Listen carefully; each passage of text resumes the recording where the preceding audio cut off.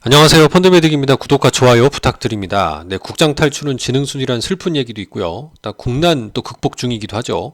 지금 국내 증시 상황이 녹록치 않습니다. 하지만 이럴수록 냉정하게 현재 상황을 짚어보고 희망을 가지고 저가 매수할 수 있는 그런 좀 기회를 찾아봤으면 하는 마음에 오늘 영상을 찍게 됐고요. 코덱스 200 토탈 리턴 ETF와 교보학사 파워인덱스 펀드, 정말 좋은 펀드죠. NH아문디의 100년 기업 그린 코리아 펀드 같은 액티브 펀드 등등의 코멘트를 같이 말씀드려보고자 합니다. 한 달간 4% 마이너스고요. 7월 이후로 이제 급락하고 있지만 그래도 파랑색인 코스피 200 지수보다는 좋은 성과를 내주고 있는 교보학사 파워인덱스 펀드입니다. 설정액도 펀드 규모도 녹색인데 쭉 줄다가 7월부터는 오히려 이렇게 저가 매수로 쭉 늘어나는 모습들이 보이죠. 실제 국민연금을 비롯한 이제 연기금들 저가 매수로 좀 올라가는 부분입니다. 주가 방어하는 거 아니냐라는 비난을 받을 수도 있지만 어쨌든 일단 투자자분들 입장에서는 이렇게 저가 매수에 나서고 있는 부분 좀 참고해 볼 만합니다. 투자 이민이 이해될 만한 우리나라 국장의 좀 처참한 좀 현실이기도 하고요. 월간 코멘트 상으로는 트럼프 당선 이후에 관세 확대라든가 수출 둔화 우려 등등, 그리고 달러 강세로 원화 약세 지금 나타나고 있고요. 신흥국 위험자산 투자 심리 약화 등등을 언급을 하지만 그럼에도 불구하고 조선업, 통신업, 미디어는 상황이 좋습니다. 반면 화학, 철강 좋지 않고요. IT 이런 거 좋지 않습니다. 유동성 위기 맞은 롯데케미칼 다행히도 채권자 집회 성공하면서 위기 잠재웠다고 하는데 이런 등등의 현상들은 우리나라 상장사 대기업들의 이익이 이렇게 구조적으로 늘어나기는 힘든 국면이 아니냐라는 좀 부정적인 좀 시그널 중에 하나입니다. 얘는 이제 코스피 200 지수를 추종하고 알파를 내는 게 주 목적인데요. 좋은 성과 내고 있습니다. 이 녹색이 코스피 200 지수이고요.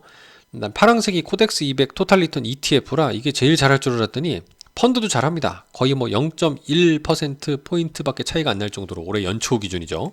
물론 ETF가 잘하긴 합니다. 조금 더 긴 성과, 최근 2년도 잘합니다. 근데 펀드나 ETF나 0.5%포인트밖에 차이가 안 나기 때문에 2년간에 굉장히 잘한다고 볼 수 있죠. ETF나 펀드나 차이가 없어 보입니다. 3년으로 보더라도 0.4%포인트밖에 차이가 안 납니다. 그러니까 펀드도 되게 잘합니다. 그러니까 아마 카카오에서 교보학사 파워인덱스 하셔도 ETF 하는 거나 제가 볼 땐 별 차이가 없다라는 생각도 가지고 있습니다. 수익률 처참하죠. 계속 7월부터 마이너스입니다. 자, 에이스 200이라는 ETF를 교보학사 파워인덱스에서 담고 있더라고요. 그래서 이건 좀 의아했습니다. 왜냐하면 코덱스 성과가 좀 더 낮거든요. 자, 그 다음에 이쪽에 보이시는 거는 좀 뭔가 액티브함이 느껴지시나요? 금융주들 많이 담고 있습니다. 그 밸류업 지수 리밸런싱이 있었거든요. 얘들이 좀 해당이 되지 않을까라고 본 것 같고, 네이버, 효성중공업, 삼바, 포스코홀딩스, 삼성물산 등등이 들어있네요. 똑같이 카카오에서 가입할 수 있는 아문디의 NH자산운용의 100년 기업 그린 코리아 펀드의 포트폴리오입니다. 좀 차이가 좀 느껴지시죠? 물론 성과는 조금 더 빠지긴 했어요. 자, 향후 운용 계획상의 왼쪽이 이제 교보학사 파워인덱스 뷰고요. 이제 오른쪽에 NH그 뷰를 말씀을 드릴 건데, 자, 여기서 말하기를 트럼프 대통령 보편관세 부과 영향을 가장 최우선 상황의 리스크로 뽑고 있습니다. 수출 경기가 하방 압력을 받지 않느냐는 걱정인 거죠.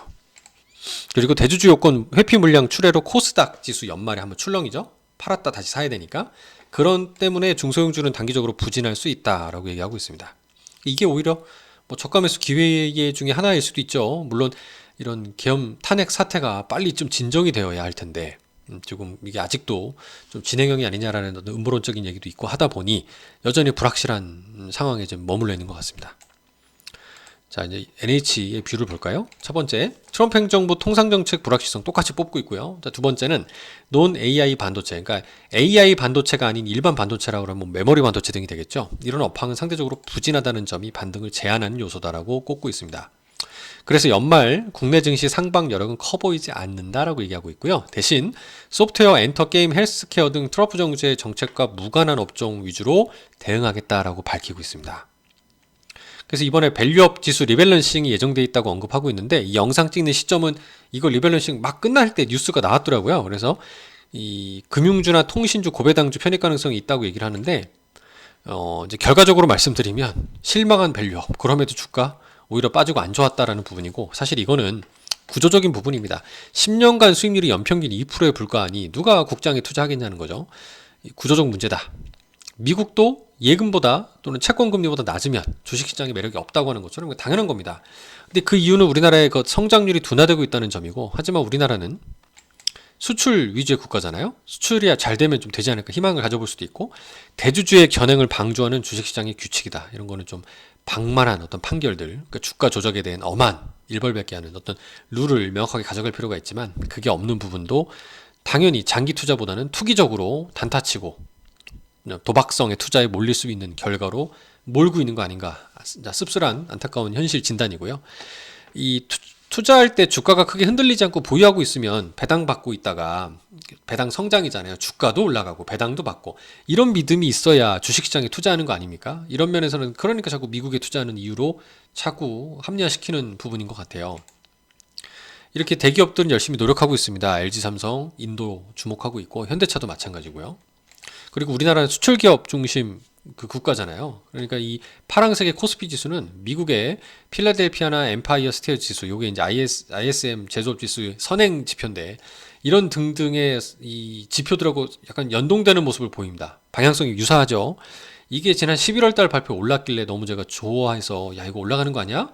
라고 생각했는데, 아니나 다를까 최근 기사를 보니까 12월 지표는 급락했네요. 그래서 좀 안타깝지만 지표상으로는 당분간은 좋지 않을 수 있습니다만, 오히려 이럴 때 잘 사서 모아두고 이미 금융위기 수준의 상황에서 예를 들어 우리나라 기업들이 열심히 노력해서 중국을 비롯해 동남아나 인도 등 비미국에서 수출이 좀 늘어난다든가, 그리고 우리나라도 이런 탄핵 정국이 잘 마무리가 되어서 정치적 안정을 찾게 된다든가, 이러면 충분히 또 성장의 반등의 기회를 모색할 수 있지 않을까라는 생각도 갖고 있기 때문에, 저는 너무 비관하시기보다는 이럴 때 어느 정도 균형 잡힌 냉정한 시각으로 좀 잘 기회를 포착했으면 좋겠다라는 생각입니다. 감사합니다.